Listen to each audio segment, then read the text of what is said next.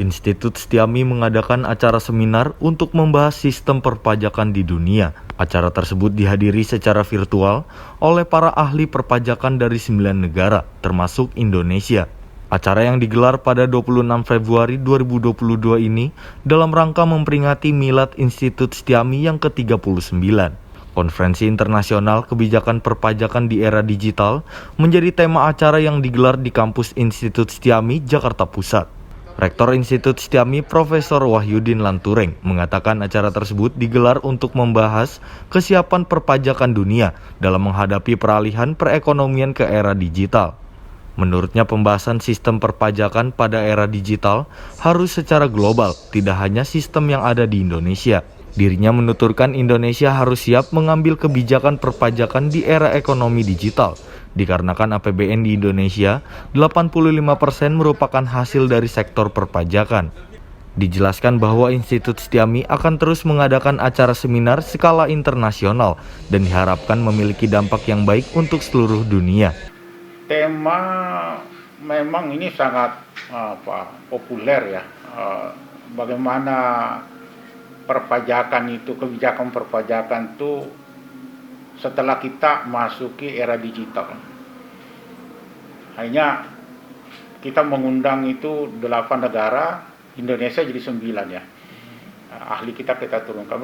Bagaimana melihat perpajakan ini dengan era digital ini? Jangan sampai era digital ini berjalan terus gitu, ada persoalan haknya negara dari warga negara atau dari negara lain yang tidak bisa diterima oleh negara kena ketidaksiapan ya. Nah, bisa jadi juga faktornya ekonomi yang melemah akibat karena adanya pandemi. Jadi kita minta para ahli itu bicara ya, ada dari lawyer, ada dari akademisi, ada dari praktisi dan seterusnya. Yaitu kita mengantisipasi tentang perpajakan itu ya, perpajakan kebijakan perpajakan itu mengenai regulasi dan seterusnya. Kemudian kemajuan ilmiahnya itu bagaimana gitu ya. Dan kita melihatnya itu namanya sekarang globalisasi kan. Kita tidak bisa melihat hanya Indonesia.